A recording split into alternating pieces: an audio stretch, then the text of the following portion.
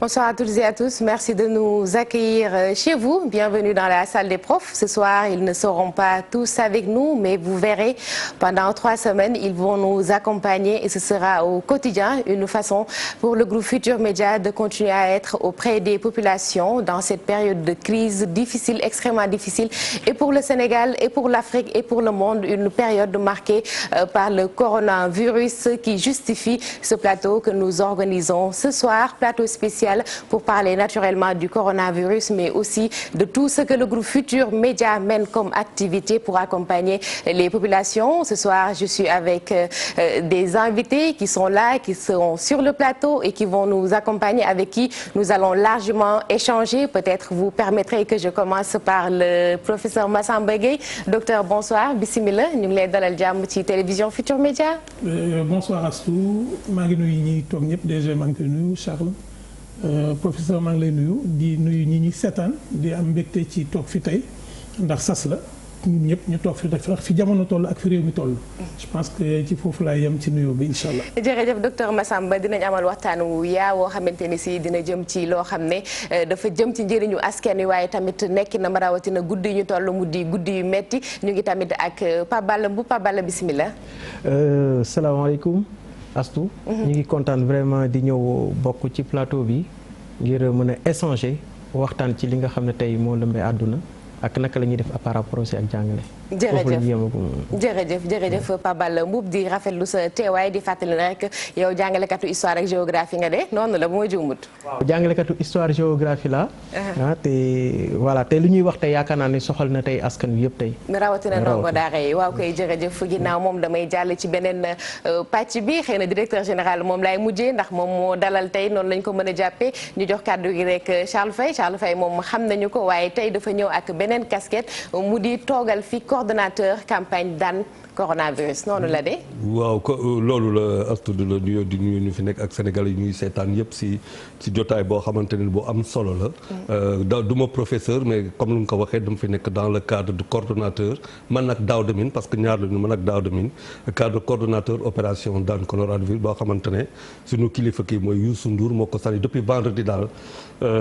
Depuis vendredi ñun taxawuñu si loolu la ñuy liggéey te loolu lu ñuy def ni tey moom xam naa di ngeen ko expliquer si kanam, mais dafa bokk si loo xamante ne opération nga pour ndaw yi après la décision du chef de l'État de suspendre cours yi pendant 3 semaines à 30 jours. Alors donc quand même mënuñu toog di bàyyi xale yi kër ga. Youssou Ndour nag bon def nañu réunion depuis vendredi ñu ngi réunion bu si mujj bi tey la pour taxaw rek accompagner en tout cas jàngalekat yi ak surtout xale yi ak seen waa. daan corona fi mu toll combat bi door na wala. Daanaka daal ba mu commencé ba le directeur général bi toog fii moom mun na en témoigner. Defe naa ñun ñëpp suñu nelaw par jour motul si guddi bi rek motul 8 heures. Depuis sànq ñu ngi toog rek di waxtaan depuis vendredi moom la ñuy def te defe naa képp ku ko gis bu ñuy commencé logo bi génn opération yoo xamante ne def nañ ko te defe naa pendant 3 semaines ak autant de temps bu muy jël. Dinañ si liggéey moom comme ay soldats yoo xamante ne comme lu mu ko waxee rek Youssou Ndour faaw ñu taxaw daan coronavirus. jërëjëf Charles Faye, yal na yàlla yombal xeex boobu la ñu jagleel coronavirus. Keneen koo xam ne moom la ñu bokkal plateau bi, moom nag xam ne ni mën nañoo jàpp ne moom moo dalal gan ñi ndax moom mooy directeur général bu groupe Futurs Médias mu di monsieur Birane Ndour. Bismillah sëñ bi Ndour, dalal jàmm ci plateau bi nga xam ne li ko tax a jóg mu di waxtaanee coronavirus waaye tamit gën a jege askan wi mu yitteeli groupe Futurs Médias naka noonu télé bi rawatina. jërëjëf Assou, maa ngi lay nuyu di nuyu téléspectateur Futurs Médias yëpp si réew mi ak bitim réew, di nuyu ñi ma bokkal plateau bi yëpp. Tey boo leen ma gisee ma toog si plateau bi vraiment c'est pour waxtaan si loo xamante ne tey soxal na ñëpp ndax crise bi du crise u Sénégal du crise u Afrique waaye crise mondiale la ndax lii daanu tey suñu kaw metti na. Te dañu war a taxaw ñun ñëpp àndandoo pour xeex ko looloo tax ñu créer concept boobu tudd daan corona te mu juddee ci président Youssou Ndour. Gis ngeen ko depuis feebar bi mu commencé lëmbe réew mi lëmbe àdduna groupe Futurs Médias dafa jël ay matuwaayam jug taxaw ndax xam ngeen ne ñun groupe privé lañ waaye dañu am mission de service public. Tey bu réew mi soxlaa lépp lu ñu doon def day jàll au second plan moo tax ngeen gis ñu def ay réaménagement ci suñu ay programme ci lépp pour non seulement jàppale population bi mais aussi loxo bi nga xamante ne gouvernement Sénégal tey talal na ko ñun tamit ñu def ci suñu warugar taxawaay bu mat sëkk pour jàppale leen ci seen liggéey. mu mel ne bu ñu dellu si waatee ci coronavirus rek dafa nekk mbetteel ci àdduna ndax xëy na tey naam jafe-jafe yeeg àdduna ñoo ànd mais fi mu egg tey xaaruñu ko woon dafa mel ne dafa dem ba xàjjale dëkk yi li ñu doon duppee frontière ñu demoon ba xëy na naan ñu ngi koy jéggi mais tey dafa mel ne ku nekk bopp sa bopp la ñuy dund guddi yi ñu toll nii moo xam réew mu am doole la wala réew mu ko ñàkk. parce que man dama jàpp ne li wolof Njaay naan lu la bett mën la. lii daf ñoo bett. tey boo xoolee dëkk yi nga xamante ne ñoom ñoo ñu ëpp kattan damay wax puissance financière économique ci lépp ñooñu sax fu mu nekk nii ñoo gën a am problème que pays yi nga xamante ne ay pays sous-développés lañ wala ñu nekk en voie de développement tey jàpp naa ne bopp sa bopp la moo tax ñëpp di protéger wu ñëpp di jël ay mesures yi nga xamante ne dinañ mën a limiter fu mu nekk nii propagation feebar bi parce que loo xamante ne tey je pense que c'est la première fois feebar génn kenn amu ci solution lu ñu mën rek mooy def prévention sensibiliser nit ñi lépp lu nga xamante ne santé bi ñi nga xamante ne professionnel de la santé ñi ngi koy wax pour que nit ñi mën a aar seen bopp aar seen njaboot aar ñi leen wër seen environnement de travail ci loolu la ñëpp war a booloo pour ñu mun a taxaw temm mën a jàmmarloo. maanaam daal ay jumtukaay kese faju ko. waaw du faaw ku nekk jéem ci sa wàll ci anam wa nga nekk maanaam. waaw loolu la du jumtukaay kese parce que feebar bi nga xamante ne yow xamoo fa mu ne xamoo nu muy ñëwee feebar bi nga xamante ne tey boo xoolee ci àdduna bi attaqué na président de la république attaqué na jabaru premier ministre. moom xàmmeewul ku am doole ku ñàkk doole ku néew doole ku am doole ak ku néew doole. ki ci mën a mucc fu nekk nii mooy ki nga xamante ne mi ngi topp liñ ko sant mi ngi jël ay prévention mooy raxasu ba set di éviter di laal sa kanam ak yépp yi nga xamante ne rek chaque jour yéen a ngi gis ay spot de sensibilisation yéen a ngi dégg waa ministère de la santé yéen a ngi dégg professionnel de la santé ñépp ñi nga xamante ne seen xam-xam màcc na ci wàllum santé ñi ngi ñuy jox ay yoon walla ay jumtuwaay yoo xamante ne xëy na buñ ci taxawee di ko def yàlla mën nañu see musal. maanaam daal ku nekk da nga ci am wàll. ku nekk daf see am wàll. ñàkkul dinañ ci dellu siwaat ci kanam tuuti wéyal waxtaan wi ba tey ñu dellu siwaat rek ci Charles Faye Charles Faye bu ñu xoolee ci wàllu koom-koom mu mel ne tey njàqare taxaw na moo xam nag fépp foofu féete naam réew yi nga xam ne dañu am doole am nañ jafe-jafe ngir jàmbarloo ak jàngoro ji ñi yeneen réew yi nga xam ne amuñu doole naka noonu mais tey li ñuy gën a tiit mooy nekkinu askan wi maanaam dund gi ndax gis nañu njëkk yi mu ngi door du yokku ku nekk daal di ber sa daara est-ce que tey nit ñi bu ñu tëddee war nañoo nalaw fi mu nekk nii nalaw dina jafe. waaw fu mu nekk nii dafa na àdduna bi boo xoolee ci dëkk yu gën a développé yu xamante ne constitué puissance économique bu am maanaa ci àdduna mooy Chine boo xoolee moom résultat économique am dafa daanu ak doole. bu ñu xoolee ci wàllu industrie bu ñu xoolee ci wàllu technologie téléphonie ak yu demee noonu yëpp. commande yi dafa wàcc bëri pour la seule et simple raison que ñun ñoo xamante ñoo liggéey ñoom ñoo feebar. donc déjà par rapport à ça au lieu nu produire yaa ngi leen di faj te faj ba dafa am complication boo xamante ne bu ne ci biir mooy que coronavirus bu nekk ci benn situation la plus dangereuse la plus grave mooy maanaam bëtu bu wàcc ba ci poumon yi lu muy laaj loolu mooy indi difficulté donc concentration dëkk yëpp tey mooy d'abord nga protéger say nit ki d'abord par la prévention la précaution et le traitement bi nag loolu mooy jafe-jafe ga donc xaalis bi yëpp da nga koy jël yóbbu ko traitement ba beneen affaire boo xamante ne am na mooy que bu ñuy tëj frontières yi naturellement du question nit rek moo dul dem mais aussi y a les biens donc y a les biens de consommation. mais loolu ci xëy na ci ñun lay gën a metti ñun réew yi nga xamante ni si lépp lu ñuy dundee lu ci ëpp bàyyeeku ci réew mi. waaw si ñun lay gën a metti parce que ñun dañuy importer xam nga ko dëkk boo xamante ne moom lu ngay importer moo ëpp lu ngay exporter da ngaa sonn mais dëkk tam boo xamante ne lu ngay exporter moo ëpp lu ngay importer dootoo jaay parce que tout simplement bu fekkente ne yow épicentre nga mais kenn dootul ñëw si yow donc say bateau yi du dem say avions yi du dem donc dafay nekk naan confinement économique parce que dañu ne confinement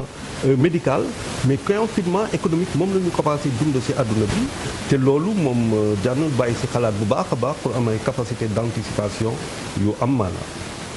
d'accord dinañ ci dellu si waat wéyal waxtaan wi waaye ba tey ñu ngi ci seen plateau wala boog ñu tuddee ko seen salle des professeurs xëy na bu ñu xuusee ba ca kanam di ngeen xam lan moo tax ñu duppee ko noonu rek le groupe Futurs Médias di wéyee ak yéen ci liggéey bi fexe ba jege askan wi waaye tamit rawatina jege ndaw ñu jàll ci beneen pàcc bi docteur Massamba nuyuwaat nañ la rafetluwaat sa teewaay ñu gis corona jafe-jafe yi mu jur ñu gis jéego yi nga xamante ni si njiitu réew yi ñu ngi koy def rawatina ñun ci suñu réew mu am mesure yoo xamante ni si annoncé nañ ko fi démb naam xëy na ñenn ñi nee nañ xaw naa yeex a ñëw waaye fi mu nekk nii am na lu mu créé mu di soulagement ci population yi naam nag jéego yi am na lu des. waaw xam nga àdduna moo demee noonu mbir bu ñëwee tiital nit ñi dañuy bëgg ki jiite réew mi moom mu wax waaye kilifa du gaawtu ndax kilifa day xam loo xam ne ki mu jiite du ko xam yow nag da ngay toog naan na wax fekk moom waxam jotagut te wala def ne kenn du maye bopp rocc laa mi waaw doone nit ki jiite ma ba noppi nag ne ko nii nga may jiite kon foofu lañ tolloon waaye li ñu war a sant yàlla mooy ba dogal jotee kilifa yi jóg nañ jël dogal yooyu ñu jël ndogal la ko indi ndogal loolu nag kenn da ko mënta waajal ba mu ñëwee am na lu ñu wax ñoom seen jaan wàcc na ci jéem léegi nag ñun lan moo des ci suñ jaan ci jëf wax ji foofu la ne kilifa yi teg nan ay dogal waa tuddee ko mesure yoo xam ne dañ ne nañ ko def waaye terewut tey am na ñu xëy ne dañoo dem def seeni lu may bopp ba gendarmerie lañ mujjee jël ñu dem ñu arrêté leen xam nga nit boo ne kilifa gi waxal ba mu wax la mu wax da nga koy dimbalee sa bopp yow. maanaam daal waxu kilifa waaw la sant. waaw bu fekkente ne sa bakkan da cee loru xam nga ki ne damay dem ci mbooloo ngir am koom ma la tax lu koy wut mooy wut lu mu lekk ngir dund waaye bu dee yow boo fa demee mën nga fa jëlee jàngoro joo xam ne koom ma nga fay am doo ko jariñu nga téye sa tànk moom moo gën a wóor def naa ne kilifay réew mi kilifay àdduna bi ni lu taxawee gis nañ ko mooy mbir mi ñëw na xamuñu lu ko indi mbir mi ñëw na waaye xam nañ nuñ koy wàllante borom xam-xam yi ne nii lañ koy wàllante lii wàññi leen ko dama lay jox rek benn firnde bu gàtt dan nañu wàññi leen joxante loxo bi bu ngeen ko mënta dakkal bu ngeen ko mën a dakkal ngeen dakkal ko bu jaaxalee nit fii ci Sénégal man daf may jaaxal ndax ñun suñu aaday nuyoo mooy sant wa nga ne ko njaay mu ne la jóob ngeen jaaree fa kaf kon ñun suñu aaday nuyoo bu fekkente ne ñi nga xam ne ñu bëri dañ ne dañuy nuyoo ndax ñoom ay jullit lañ nanu fàtte ne seen aaday nuyoo ñaan la asalaamaaleykum nit ki tontoo la ñaan waaye joxe loxo du tax nga xam nit ki fu mu bokk du tax nga xam nan nga war a waxee ak moom waaye boo ne ko faal mu ne la ñang da nga xam nan ngay kafe ak moom ak fan nga koy boole. waaye ndax tàmm gi tamit amul ci wàll.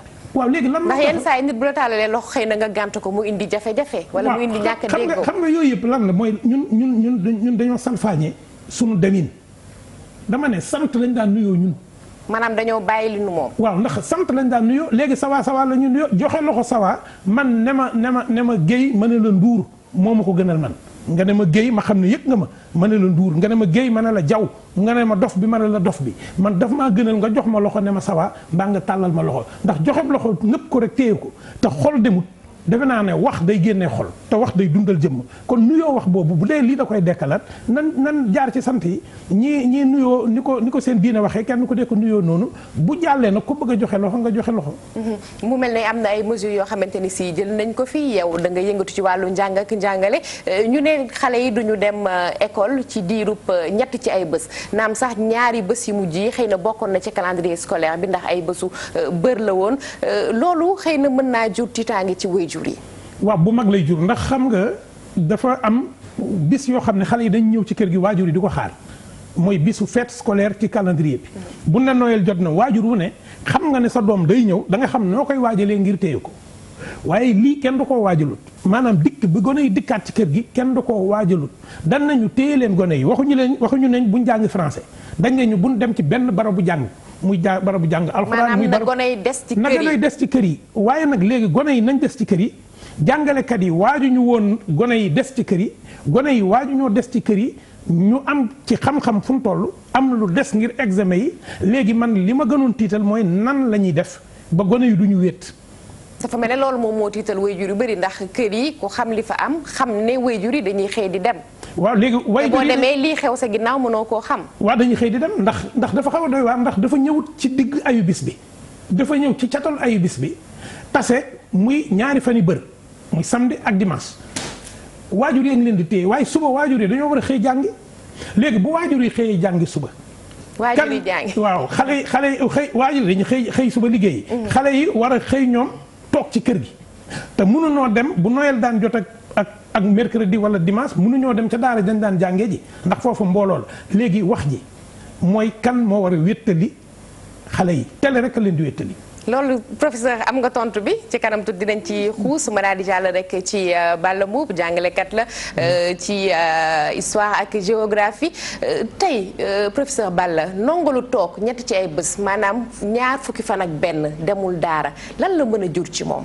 waaw Astou bi laa may commencer déjà pour répondre sa question ma ñëwaat tuuti rek ci mbirum coronavirus bi. ci sensibiliser nit yi ñu xamal leen ni jàngoro bi.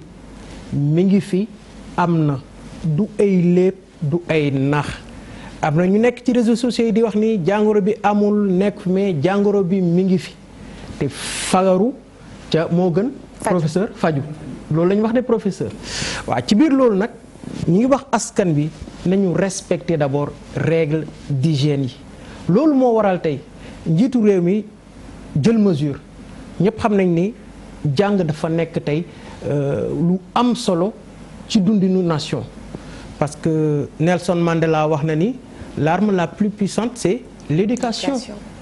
Donc c'est le premier besoin d'un peuple après le pain. Mais voilà donc éducation dafa doon loo xam ne dafa am solo ci deveniru nation donc suñ demee tey ba nga xam ne tey temps bu ñu waroon jàng am na lu dal suñu kaw ba ñu wàññi ko war nañ trouver beneen moyen bi nga xam ne loolu moo tax lu tax mu dal suñu kaw ñu mëtal ko maanaam xale yi dañuy jàng dañu am programme année bi yëpp dafa am programme xam ne dañ koy dérouler programme bi nag ci la ñuy natt ndongo yi ci la ñuy natt xale yi te programme boobu dañ ko diviser ci ay semaine buñ ci tardé rek andi na retard ca nañu waroon defaree enseignement apprentissage kon buñ teelee jël fête yi une semaine avant donc véritablement am na benn semaine boo xam ne war nañ ko dabe ci lu ñu xamagum. parce que ñi ngi ñaan yàlla nag mbir mi yem fi.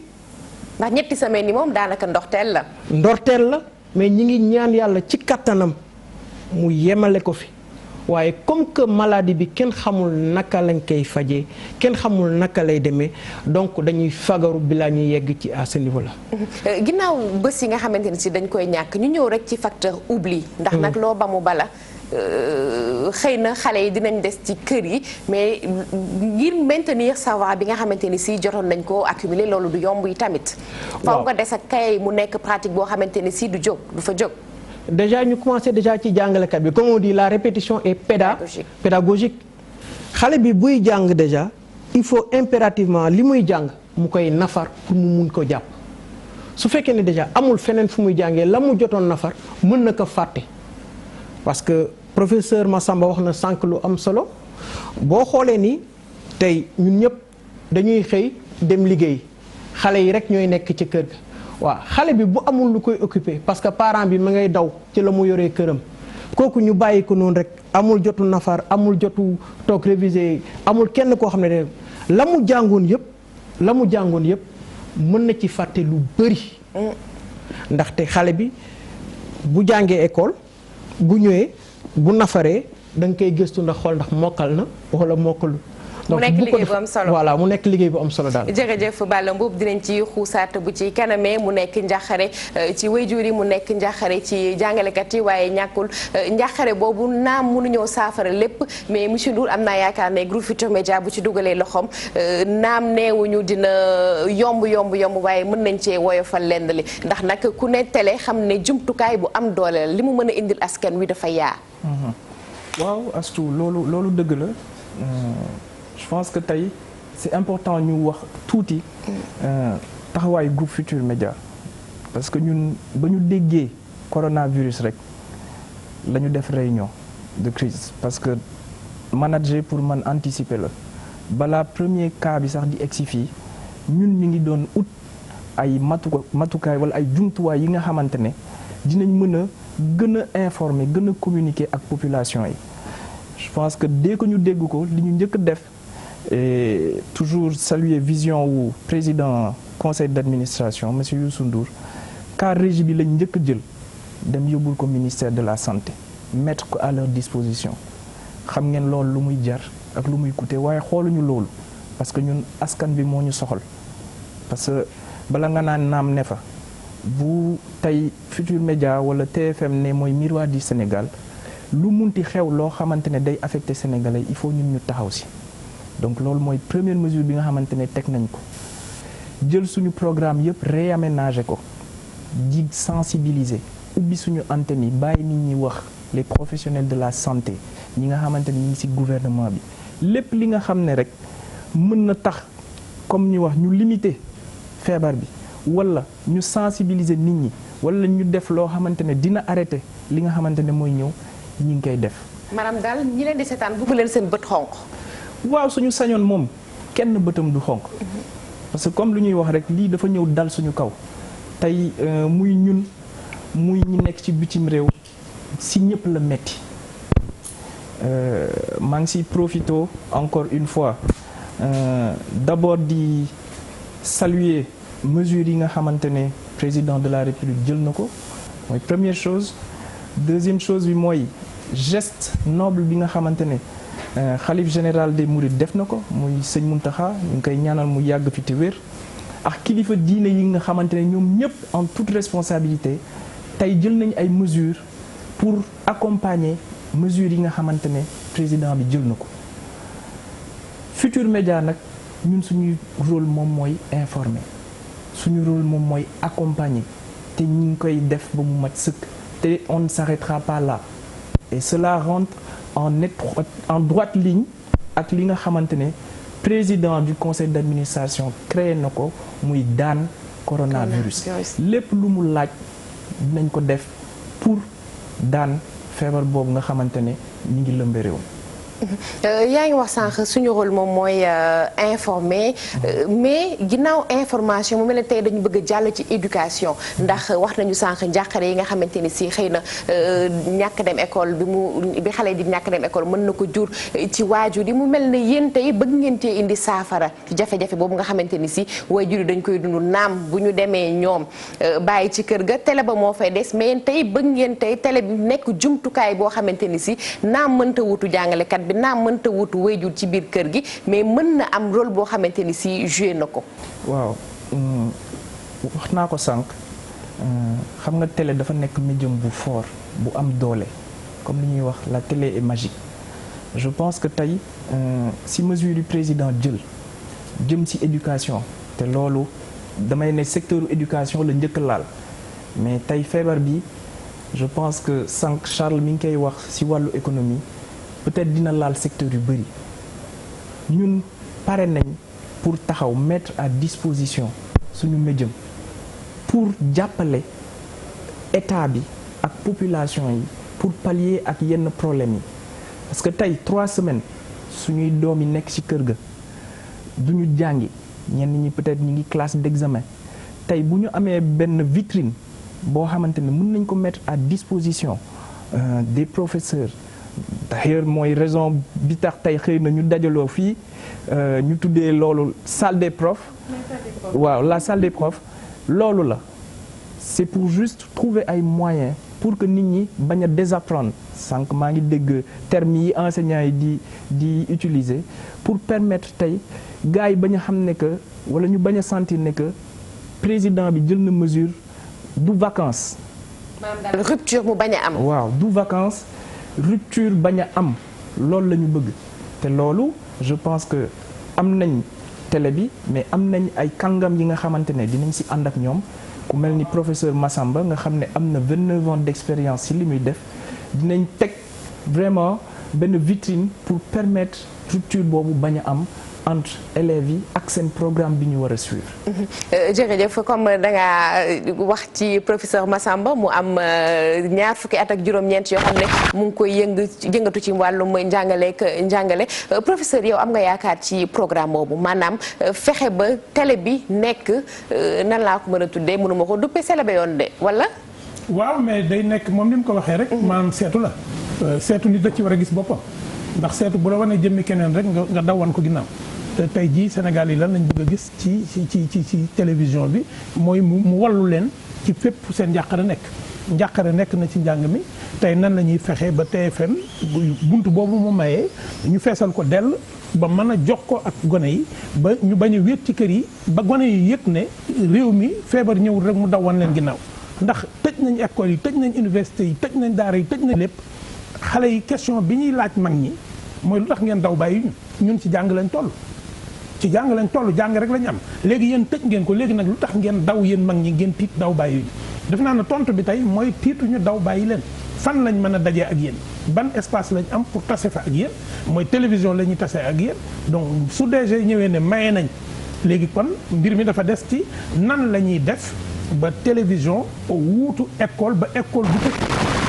ndax télévision moom du tëj léegi nan la ñuy fexe ba école du tëj ba gone yi xam ne nekk ñu vacances waaye ci biir kër yi nekk jàngale mi war na leen fa mën a fekk ba ñoom ñu am fitu jàng gis nga wéet jàng dafa jafe wéetal sa bopp rek jàng dafa jafe ndax li la wër léegi moo bëri boo ko teg bu njëkk ba nga xam ne boo jàngut amoo loo def léegi boo jàngut am nga loo def ci sa téléphone bi léegi nan la ñuy def ba njàng mi télé bi indil la ko ba pare jox la ko bu fekk la sa téléphone te télé li mu amee dew la def naa ne football bu seeree tey télé tax mu seer bu doon fan koy defee rek lay yem ba télé du ko jaay du mën a àgg foofu kon tey nan la ñuy def ba école bi ñëw ci télé bi ba professeurs yi ni ñu génnee seen classe bu ñu génnee rek ñëw toog salle de prof kenn ku nekk di waxtaanee sa matière di ci yokkal sa bopp sa bokk xam-xam di yokkal sa mbokk xam-xam nan la ñuy def ba ñu dajale leen ci barab bu mel nii ñuy mën a ñëw saa su ne. maanaam daal li teel télévision Futurs Médias mooy yombal jokkoo bi.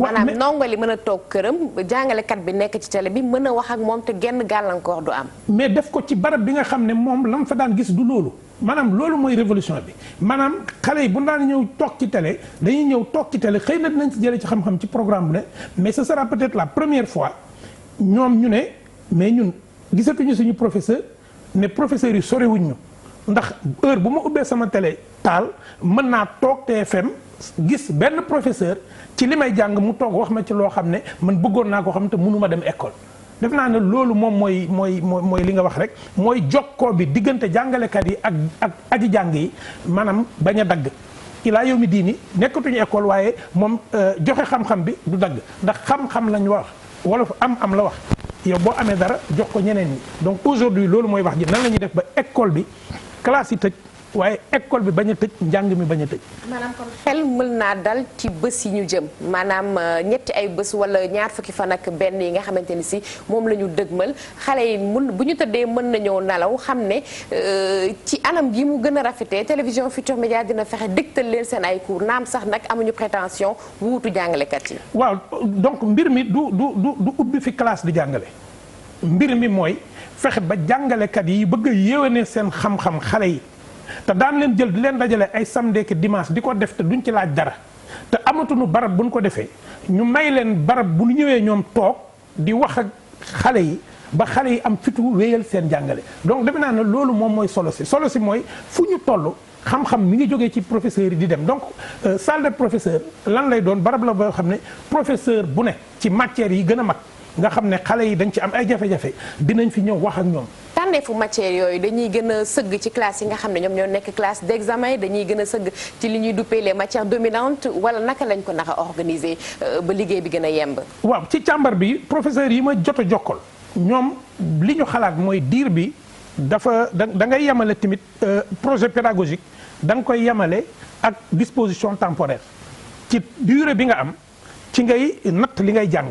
parce que jàngale boo koy def booy def sa fiche li ngay njëkk a def mooy yan jafe-jafe laay am pour jàngale bi boo nattee jafe-jafe yi muy jafe-jafe jot nga ne léegi ban solution laa am loolu moom moo tax tey mënoon discipline yëpp ngay jàngale boo jëlee yenn série technique yi discipline yëpp mënoo ko jàngale waaye mën nga ne ñii nekk CM2 dinaa fexe ba fu ñu toll seen xel dal parce que élève bi am fukki at ak benn fukki at war a dem CM2 nga xam ne ñoom daanaka fin mars début avril seen yëpp daan mat fi nekk ni tiit na parce que xale la xamul luy examen bu ko leeree ne bu ubbee télé bi dina gis benn maître CM2 wala benn jàngalekat bu toog di ko expliquer nan lay defee multiplication nan lay résoudre problème kon loolu dafay leer donc CM2 cause jeexaluma programme bi defe naa ne wax naa mën a jeex. mën nañ ko wàññi mën nañ ko wàññi dalal xel yi bu ko defee boo jëlee moyen da ngay am primaire moyen secondaire boo jëlee moyen bi classe d'examen bi nga xam ne tey moom moo gën a jàmp ci la gën a xale yi gën a tiit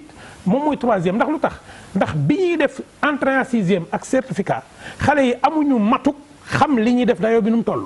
donc bii mooy premier examen boo xam ne xam nañ seen yaram xam seen bopp jaax àdduna soxla leen ñu gis seen bopp di fëgg seen dënn ba pare nag examen tiim leen ba pare nag sa yaay li muy wax nga xam ko sa baay li muy wax nga xam ko ñu naan la diw defoon na fi examen kon classe yooyu nan ngay fexe ba matière yi nga xam ne moom mooy matière dominante yi nga xam ne di nga ko mën a def xale yi am ci ouverture matières yooyu mën na nekk mathématique mën na nekk français mën na nekk PC mën na nekk histoire-géo mën na nekk SVT matières yooyu ay professeurs di ñëw de temps en temps ñëw toog séddoo xale yi notion yi nga xam ne dafa jaaxal xale yi su ko defee boo demee secondaire la même chose lay doon mais li nga ci yokk mooy di nga am ay discipline économique et cetera man daal wax ji mooy salle des professeurs comme TFM ubbi na ko des na ci jàngalekat yi des na ci association parce que matières yi am na ay association des na ci ñoom ñu proposer ay jàngalekat yoo xam ne kenn ku ne di nga ñëw ci sa discipline nga xool sa évolution fu mu toll parce que léegi dañu am progression nationale ci évolution boobu ñu ne chaque jour wala chaque nu ngeen ko tëggee yéen dinañ indi ay jàngalekat ñu toog ñu jàngal xale yi ci télé bi maanaam xale bi dootu wéet dina xam ne askan wi fàttewu ko dina xam ne aussi tëjuñu école bi pour mu loru. révision lay nekk ci moom daanaka. léegi nag bu xasee ba gis. waaw àggaleel parce que léegi li gën a doy waar mooy ndox buy tuuru.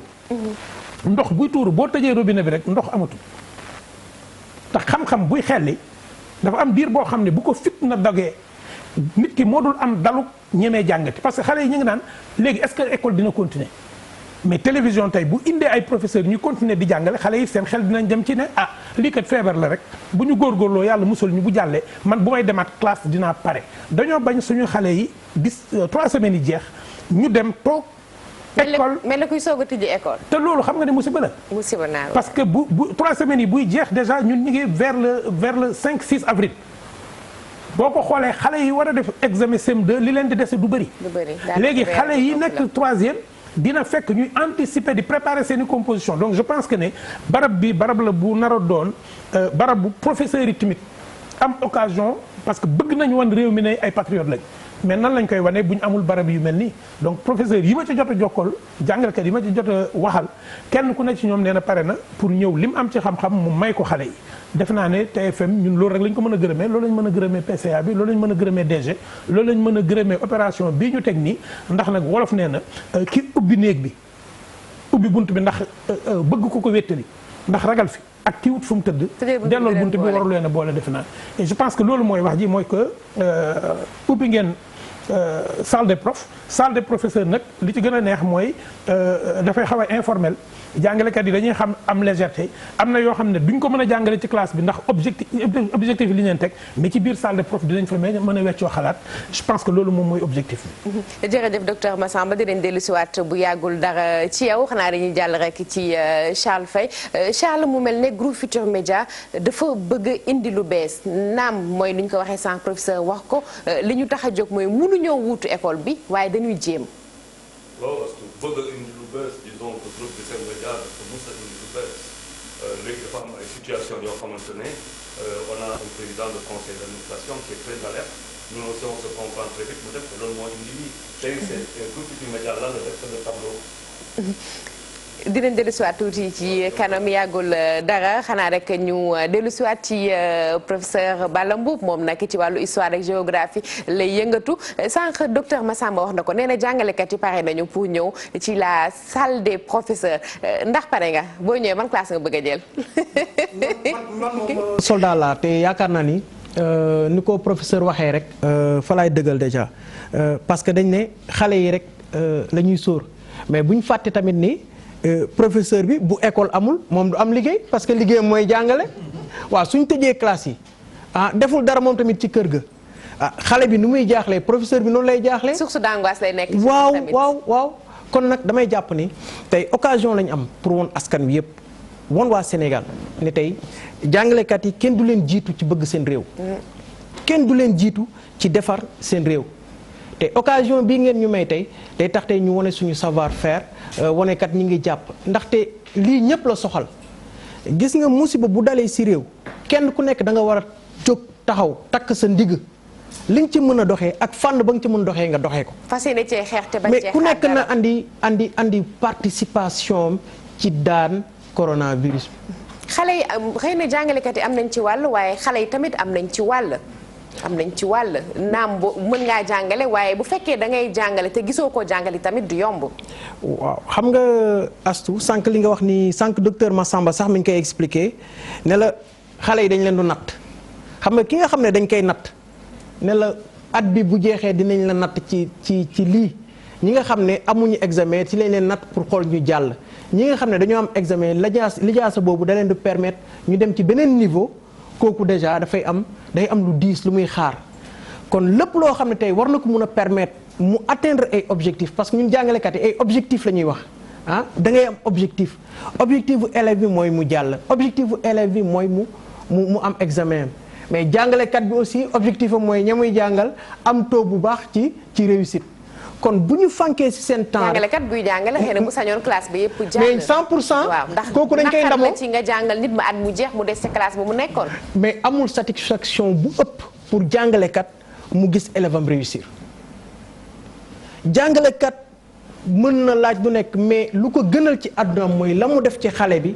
mu gis ni kat mokkal na ko wala buñ ko nattee kat dana réussir parce que c'est vrai que dañuy wax ni am na élève bi am na examen mais dañuy fàtte jàngalekat ba ko jàngal moom tamit moo def ci moom ba moom examen donc lu ñuy dund la ñoom li ñu nekk nii actuellement ci jafe-jafe ci xalaat ñun aussi dañuy nekk ci jafe-jafe ci xalaat ndaxte toog 3 semaines jàngale woo te mu leer na la nga defoon yëpp boo seetaanee croiser les bras day màbbaat il faut nga recommencer à zéro donc voilà toute l'importance maanaam soleil tey ñu am vraiment médium bi nga xam ne dina permettre tey ñu jéem maintenir rythme boobu ci xale yi di leen fàttali ni kat école tëjul école mi ngi fi ba léegi dafa am situation bu fi nekk mais du tee ngeen bàyyi seen loxo boo leen xoolee dina leen permettre ngeen mun réviser dina leen mettre en ébullition dina leen mettre en alerte pour que xale bi kat xam ne ni am na lu koy xaar. natt bi ñu dellu soit rek ci Charles Faye Charles dañuy wëyal waxtaan wi nga xamante ni si dooroon nañu ko mu di ay pàcc yoo xamante ni si daan coronavirus campagne bi mu ngi koy teg. c'est exact bii mooy bi mujj waaye du bu mujjee.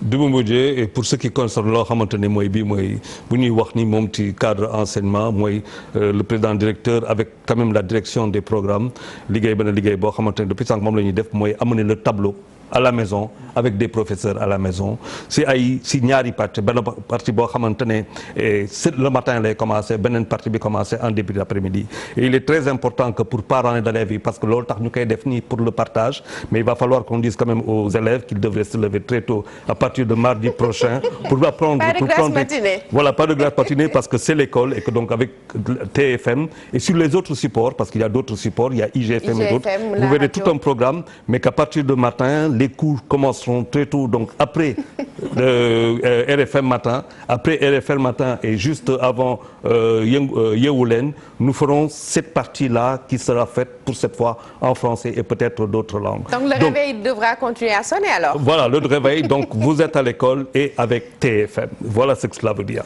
Ça veut dire quoi aussi? Très important à savoir que mooy que dañu am xale comme lu ko professeur waxee yu nekk en 7e yoo xamante ne dañu am rendez-vous inchallah avec l'entrée en 6e mu am yeneen xale yu nekk en 3e secondaire et puis les kii ñeneen yoo xamante ne terminale la ñuy nekk donc te dire pour sécuriser les parents que donc il y aura un programme boo xamante ne dañ ko fiy def muy le matin donc après RFM matin juste avant si diggante boobu avec Yeewu Leen nous avons un programme et en début d'après-midi jusqu'à 15h30 voire 16h nous avons un programme sur 52 minutes d'enseignement en fonction justement des matières scientifiques en fonction aussi des classes muy 3e ou la terminale ba la 7e dispensée en français donc il n'y a pas de vacances les élèves ne sont pas en vacances ils sont chez eux et TFM vous apporte les cours avec des professeurs qui voudront bien nous accompagner et pour vous dire qu'ils sont déjà là sur place. place. Ils sont déjà là sur place dans la salle des professeurs de la télévision Futurs Médias. C'est toujours la campagne d'Anne-Coronavirus qui continue.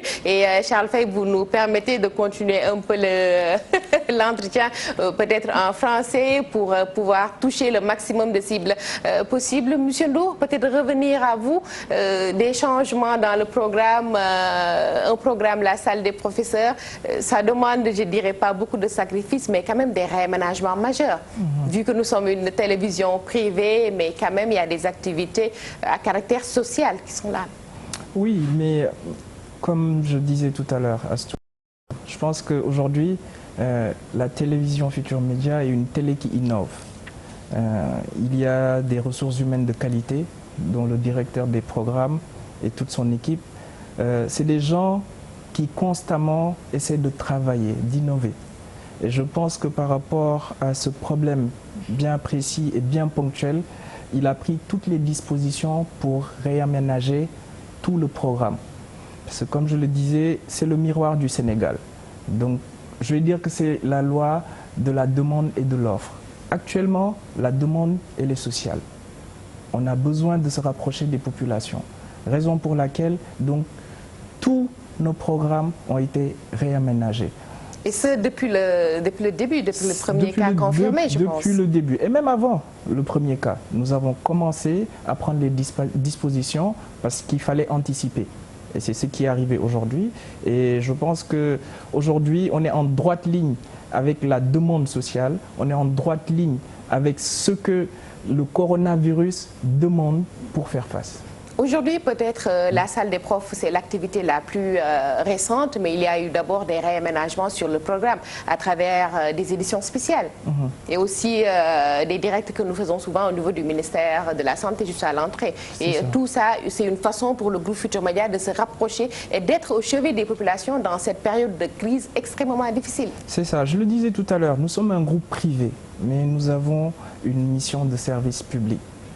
Aujourd'hui, tout ce qu'on peut faire pour accompagner le gouvernement, pour accompagner les populations, nous n'attendons l'aide de personne. Nous faisons avec nos propres moyens, toujours pour sensibiliser, pour aider, pour apporter un plus aux populations. Aujourd'hui, quand tu es le groupe leader, il faut incarner ce leadership-là. Il faut montrer qu'on est leader. On n'attend personne. On est là, on a des cellules de crise, comme le disait Charles. Depuis que le corona a commencé, on ne dort plus assez. On est tout le temps en train de faire des réunions. Ça demande beaucoup de sacrifices, ça demande beaucoup d'abnégation et aussi accepter de faire... Voilà, ces sacrifices-là, on doit les faire parce qu'on est face à un ennemi qu'on ne connaît pas, qu'on ne maîtrise pas. Et qui fait énormément de dégâts. Voilà, et qui fait énormément de dégâts. Donc, nous devons prendre toutes les dispositions qui nous permettront de limiter ou en tout cas d'essayer de stopper ce fléau. C'est un long combat qui va demander beaucoup de sacrifices et aujourd'hui aussi beaucoup d'innovations. Vous l'avez dit tantôt, et parmi ces innovations, avec le groupe Futurs Médias, la salle des professeurs. Vous allez aménager une salle pour permettre à ces professeurs de communiquer avec les apprenants. Oui, en fait, TFM... Et à des tranches horaires différentes. TFM, c'est une vitrine. Aujourd'hui, il y a des mesures qui ont été prises. Et pour pallier à ces mesures-là, l'idée très belle, très pertinente de créer cette salle des profs-là a été créée, qui a été approuvée par la direction générale. Toutes les dispositions vont être prises pour vraiment faciliter et accompagner surtout les élèves, mais aussi les professeurs. Parce qu'en fait, pendant ces 3 semaines-là, comme je disais tout à l'heure, les gens pensent que les mesures ont été prises. J'ai vu des vidéos sur les réseaux sociaux où les gens étaient très contents, ils jubilaient, que ce soit ici ou en France. Mais je pense que peut-être qu'ils ne mesurent pas en fait vraiment l'impact et tout ce que cette maladie est en train de créer dans le monde. L'impact que ça a créé, ce sera sur 2-3 ans. Ce n'est pas à court terme. Ça demande une remobilisation, surtout de la jeunesse. Une remobilisation de la jeunesse, mais aussi un retour à la base. Quand je dis un retour à la base, parce que j'ai l'impression qu'on est en train de nous rééduquer. Parce que quand on demande aux gens d'aller se laver les mains, de leur apprendre à comment se laver les mains, comment utiliser un antiseptique, c'est la culture, en fait, qui au début et à la fin de tout. Aujourd'hui, pour moi, toutes ces choses-là, se laver les mains, ça doit être dans l'ordre naturel des choses. C'est des choses que tout un chacun doit pouvoir faire automatiquement. Mais là, si vous voyez les campagnes de sensibilisation, on est retourné à la base. Donc, il y a un grand rôle que doivent peut-être jouer quelque part les médias dans cette sensibilisation, Charles Faye. Mais oui, c'est justement nous. Bon, pour ce qui concerne, il y a les médias, mais bon, moi, je vais être très jaloux de. Permettez-moi quand même d'être jaloux de l'opération Dan Coronavirus. Moi, je vais rester dans ça pour dire quand même quoi que partout au Sénégal, femme xale par exemple en France ak wala femme xale pour les parents, muy gox ak goxaan yëpp. nañ xamante ne que vraiment affaire yi c'est assez sérieux que nous avons décidé di jàngale xale yi pour ce que du TFM mooy jàngale borom xam-xam yi ñu jàngalekat yi ñoom ñooy ñëw ñun ñu abal leen suñuy jumtukaay muy télévision ba nag nekk tableau ba nag dañuy laaj rek parents yi parce que lu am solo la xale yi bu ñu génn dem defi leneen nañ toog kër ga au lieu ñuy jël seen télévision seen tablette wala seen portable di def leneen wala di PlayStation nañu jël tranche horaire yoo xamante ne moom leen di jox pour ñu jàng si bu baax a baax si diggante boobu RFM matin ak yeewu leen mu am tranche boo xamante ne kon xale yi ngir yàlla nañu jóg dem école ba kër ga la nekk dans l'après-midi tam ñu defee ko noonu loolu defe naa loolu Futurs Médias en tout cas directeur des programmes jël na si ay jumtukaay pour que réaménager le président du conseil d'administration nous met une pression daanaka depuis sànq kenn ñibbiwul lu daal on a passé la journée ici voilà di liggéey et que pour moi je pense que tu me permettras d'être très jaloux autant pour moi par rapport à ça que le véritable programme vraiment qu'on demande et qu'on va demander aux parents et aux élèves de suivre, c'est qu'à partir de mardi, Inch'Allah, dans la matinée très tôt et en début d'après-midi, tout le monde est à l'école via TFM. Pour ceux qui sont en 7e, en 3e et en terminale. Et ce sera dans la salle des professeurs avec la télévision Futurs Médias 2 fois par jour avec Dr Massamba, professeur Bal Mboup et peut-être moi-même. On verra. Monsieur Ndour, vous avez quelque chose à ajouter avant peut-être de revenir à Dr Massamba? Peut-être lu ma si bëggoon yokk rek moom mooy ne que il faudrait que nit yi am benn lecture si mesures yi ñu jël. parce que bu ñu la nee xale yi du ñu jàngi dañuy éviter rassemblement waaye nañu jàpp ne confinement la tamit. maanaam football yi bokk ci. waaw mooy que parents yi tamit jàpp ne xale yi nekkuñu vacances confinement mooy ñu toog seeni kër. éviter rassemblement bi moytu. parce que lépp luy football lépp luy àndandoo yeeg yooyu yëpp loolu la ñuy éviter nit ñi donc vraiment pour nit ñi bàyyi ci xel xam ne que suñu nee arrêté nañ rassemblement bi. arrêté nañ manifestation yi c'est pour que nit ñi tamit jël seen matuwaay gën a des ak seen njaboot seen i biir kër. maanaam daal ku nekk nga sàmm sa alal li nga moom. exactement. voilà mi ngi noonu ñu des ba tey ci plateau bi wéyal suñu waxtaan dans la salle des professeurs maintenant nous revenons au docteur Massamba Gueye la télévision Futurs Médias avec l'opération Dan Coronavirus et avec votre soutien et le soutien des enseignants du Sénégal nous essayons un peu de créer ce pont entre les enseignants et les apprenants. Mais oui, exactement. L'objectif, c'est d'arriver à ce que moi, en tant qu'enseignant, en tant que père de famille, la seule chose qui m'incombe, c'est le savoir, c'est la transmission du savoir. Je suis un produit de l'école publique, exclusivement. Je suis un produit de l'école rurale et j'ai appris avec la radio rurale au temps des méthodes CLAD. Je sais ce que les radios peuvent apporter dans l'acquisition et la démocratisation du savoir. Aujourd'hui, si on démarre cette salle des profs, que je commence à avoir des réactions de professeurs qui sont à Kaffrine, qui disent qu'ils sont prêts à venir de Kaffrine pour donner des cours et accompagner les élèves. Aujourd'hui, si par cette belle vitrine-là, qui est la télévision, la TFM en particulier, où nous sommes, nous arrivons à ce que des professeurs se mobilisent, des instituteurs se mobilisent pour venir transmettre des moments de convivialité et de savoir, pour montrer aux élèves qu'ils ne sont pas abandonnés, nous pouvons leur donner rendez-vous. Et leur donner rendez-vous pour leur dire qu'à chaque fois que nous aurons la santé nécessaire et la présence d'esprit nécessaire, nous serons ici pour transmettre et essayer de transmettre avec les professeurs qui eux-mêmes vont choisir le contenu de leur enseignement. Ce qui est bien avec la télévision, c'est que l'élève ne pourra pas dire, l'apprenant ne pourra pas dire « je vais me lasser ». Parce qu'on a des variations, on a des changements qui, sur chaque 10 minutes, par exemple, vous prenez un professeur de français, sur 10 minutes, il peut venir pour expliquer très simplement c'est quoi une proposition subordonnée relative.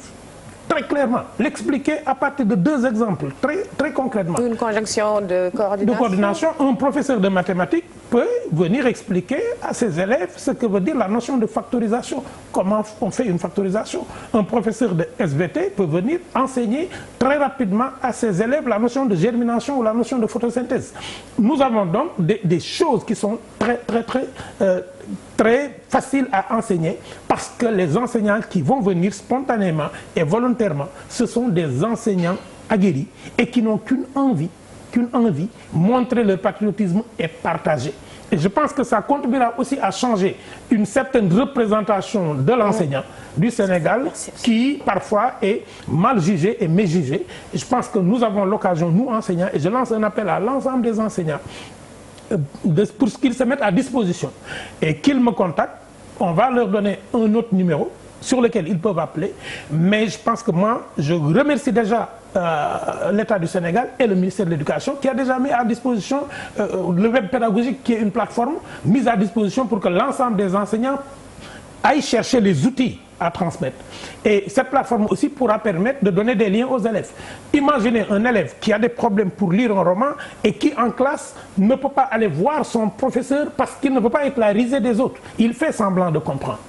Avec une émission comme cela, un professeur comme le professeur Lamane Bey pourrait venir avec une séquence de comment lire un livre, comment lire un roman. Un autre grand professeur de philosophie pourrait venir pour expliquer ce que veut dire la morale. Et nous pouvons avoir maintenant des professeurs de physique-chimie. J'ai contacté tout de suite un excellent professeur de physique-chimie, Abdou Khader Bey, pour ne pas le nommer, et qui me dit aujourd'hui, voilà ce que moi je peux enseigner en 3 semaines. Et je suis disposé à venir l'enseigner en 3 semaines. Il a déjà un programme bien défini. Il me dit qu'on est dans le dernier chapitre de chimie. Et dans ce dernier chapitre, voilà les 4 clés dont l'élève doit disposer. Et nous allons même inviter ceux qui conçoivent les sujets d'examen à venir expliquer aux élèves. Parce qu'il ne s'agit pas seulement de transmettre, il s'agit des moments aussi de sensibilisation à l'apprentissage. Et nous disons CM2, mais nous ne lâcherons pas les élèves qui sont dans les classes intermédiaires. Nous proposerons à des moments... Voilà, professeur, comment est-ce que tout ça va s'organiser? Comment est-ce que nous comptons organiser tout ça? Les principales cibles restent les classes d'examen. Comment est-ce que cela va se passer? On va mettre en avant les matières dominantes.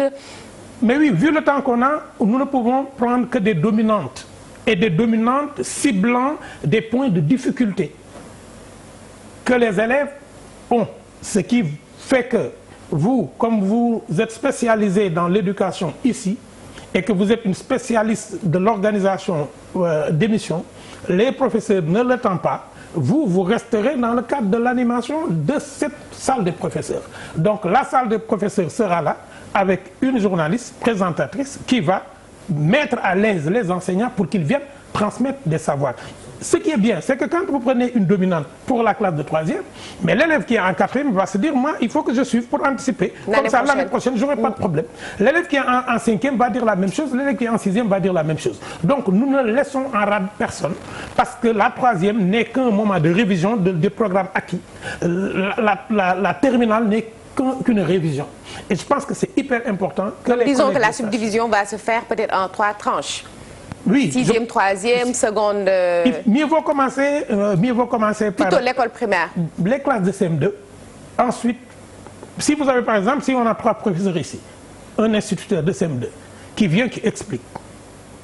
Il prend un problème, il l'explique. Il prend une multiplication complexe, il l'explique. Il explique à ses élèves comment préparer la multiplication, comment faire une division.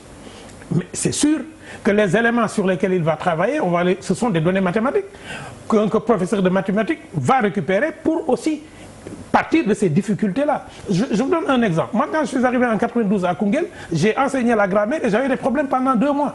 Pourquoi? parce que mes élèves comprenaient les notions de grammaire, mais n'arrivaient pas à structurer les règles.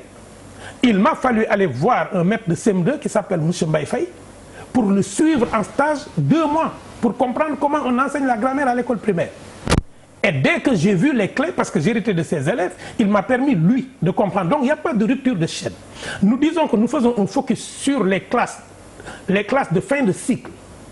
Mais nous ne disons pas que nous abandonnons les tout petits. Parce qu'on va nous dire, mais qu'est-ce que vous allez faire des tout petits? Ça, je pense que la direction des programmes fera un réaménagement de sorte que nous ayons un programme attractif le matin pour que les élèves, les tout petits aussi, puissent rester à la maison. Ça, c'est autre chose. Mais nous, ce que nous voulons, c'est que le ministère de l'Éducation nationale sache que nous sommes sensibles aux efforts qui sont en train d'être faits, que les populations comprennent surtout que la TFM, les enseignants du Sénégal sont disposés à que le traumatisme lié à l'état sanitaire ne soit pas alourdi par un autre traumatisme lié à ce qu'on appelle la non prise en charge des enseignements. Et nous ne sommes pas le ministère de l'Éducation nationale, mais en tant que citoyen, chacun de nous doit développer des actions. Je vous informe que j'ai appris qu'il y a 15 initiatives venant de professeurs et de groupes de professeurs, dont l'association des professeurs de français, pour arriver à mettre en place des structures de transmission de savoir pendant ces 3 semaines-là. Donc, comme je dis, nous sommes en train d'organiser quelque chose que chacun veut faire. Mais nous avons la chance d'avoir un groupe qui nous prête cette vitrine-là. Nous pouvons aussi penser à réunir les forces.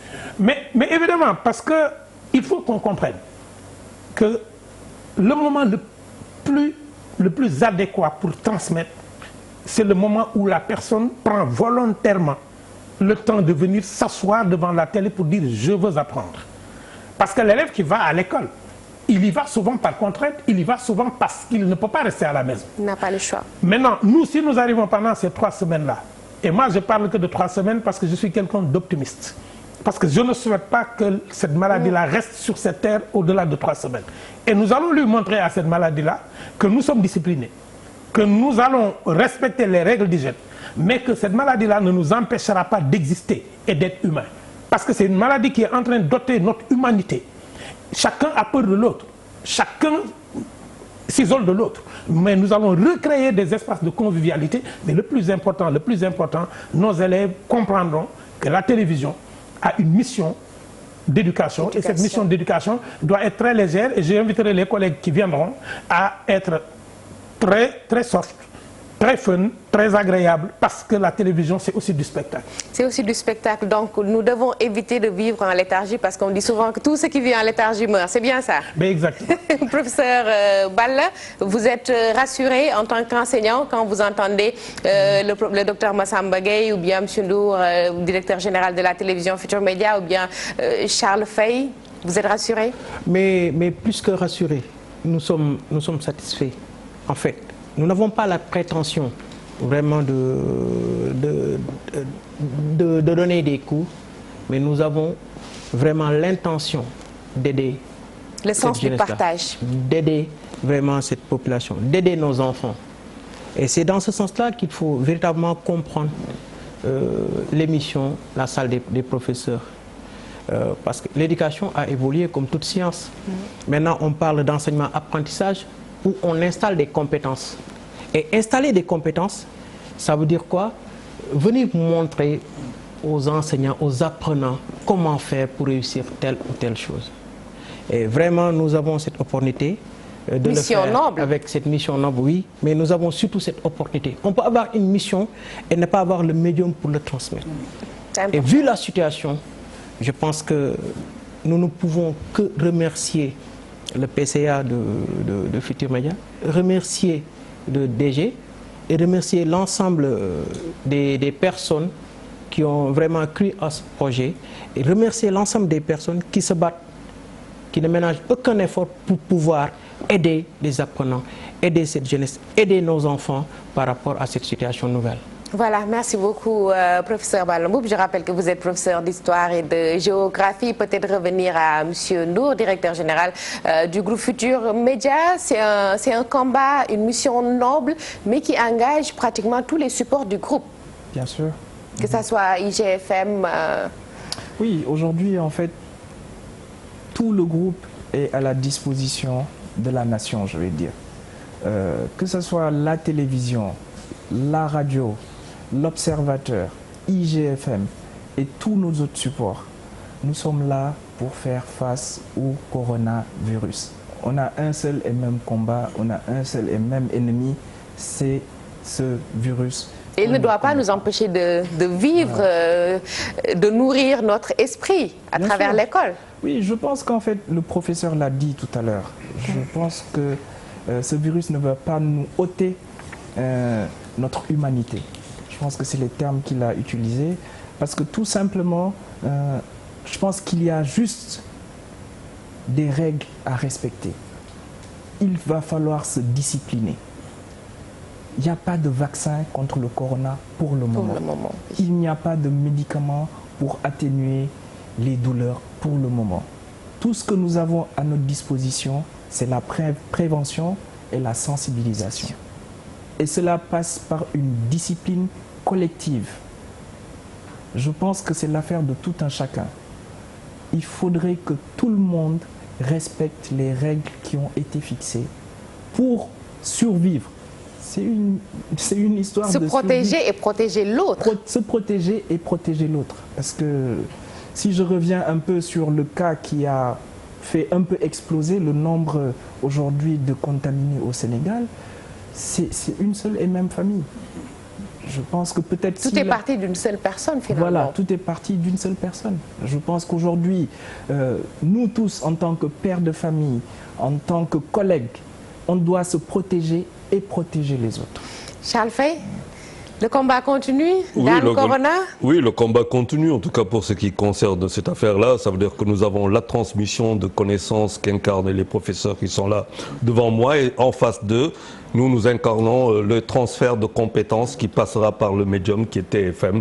Je le rappelle, 2 fois par jour, chers élèves, à partir de matin, dans la matinée et en début d'après-midi, vous serez en classe et les parents, nous vous demandons à veiller à cela afin qu'ils n'aillent pas faire autre chose parce qu'ils ne sont pas tout simplement en vacances. Voilà, merci beaucoup Charles Faye. Defe naa ne numéro bi ngeen di gis noonu moom mooy numéro professeur Massamba bu ma jumul wala boog numéro bi nga xam ne bu ngeen ci wootee bu fekkee da ngeen a bëgg ñëw jàpp si la salle des professeurs moo xam jàngalekat nga moo xam waajur nga defe naa ne ku nekk professeur am na ci wàll ndax nag bu ñu nee njàng ak njàngale du mbiru état rek du mbiru ONG yi rek du mbiru partenaire rek defe naa ne ku ci nekk ci sa wàll war nga ciy jouer rôle bu mag rawatina ca koñ ba ñu dëkk lañ ko war a dooree ba xëy na ba mu egsi ci penc mi.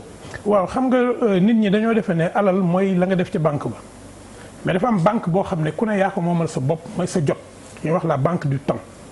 dafa am banque boo xam ne banque jot lu tudd ci banque boobu lañ bëgg kenn ku ne jàngale ko bu ne tëj jël ci am ci banque boobu lam ca dencoon ci jot mu ñëw jox ko gone yi nga xam ne ëllëg ki si biir buñ leen bàyyee li ma gis léegi sànq bi ma fi jógee réunion ci ngoon bi may dem sama kër li ma gis ci corniche bi ay xale yu amul lu ñu def jógee géej tiim oto yi jàll yor ay xeer di leen ko sànni bu mujj boobu lu tax ndax téyewuñ leen ci kër gi.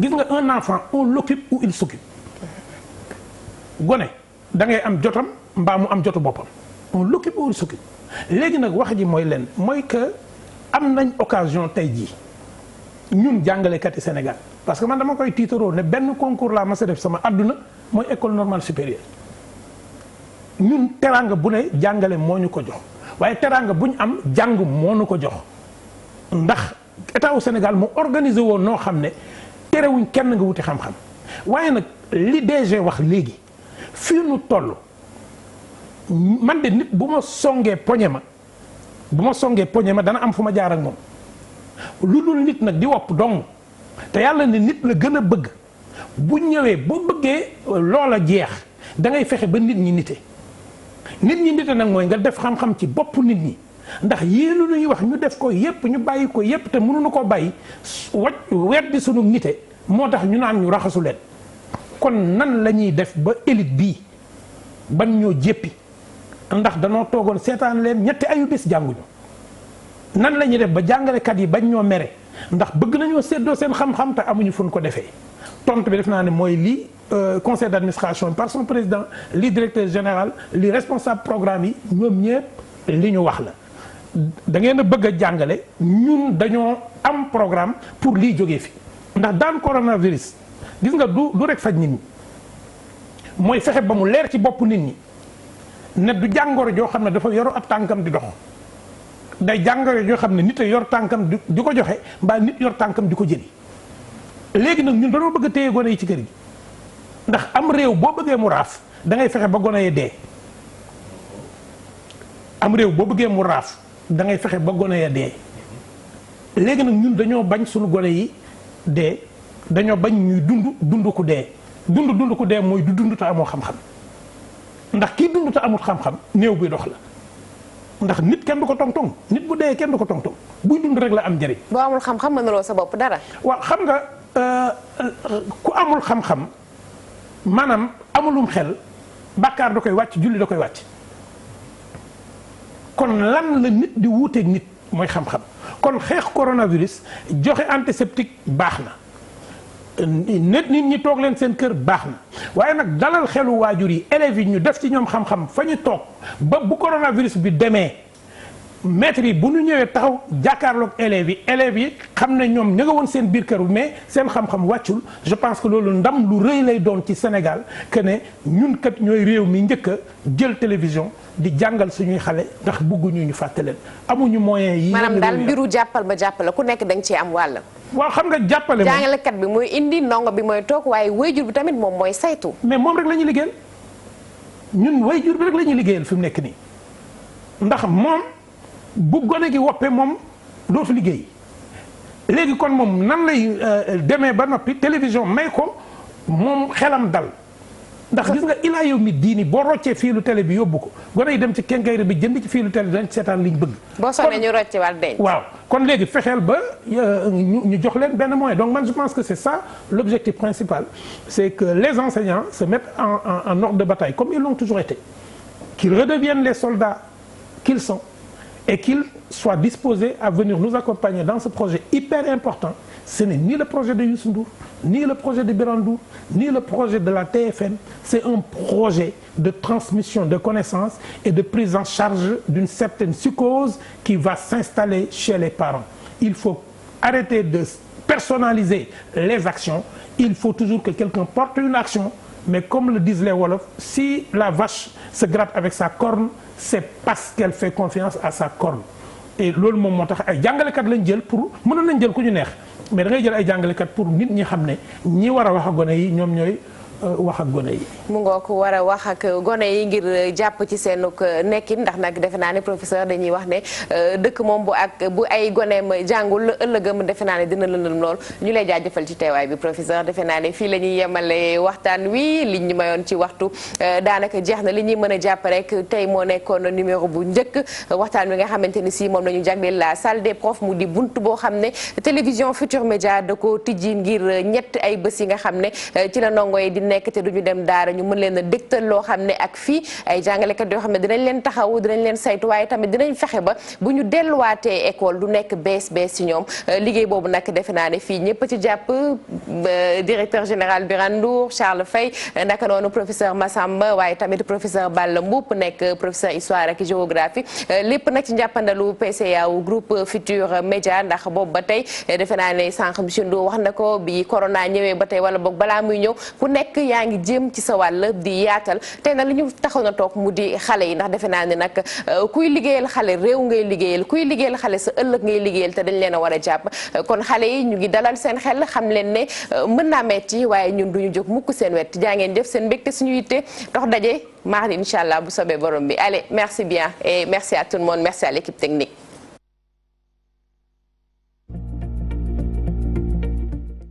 L'épidémie à coronavirus touche plusieurs pays dont le Sénégal. Le ministère de la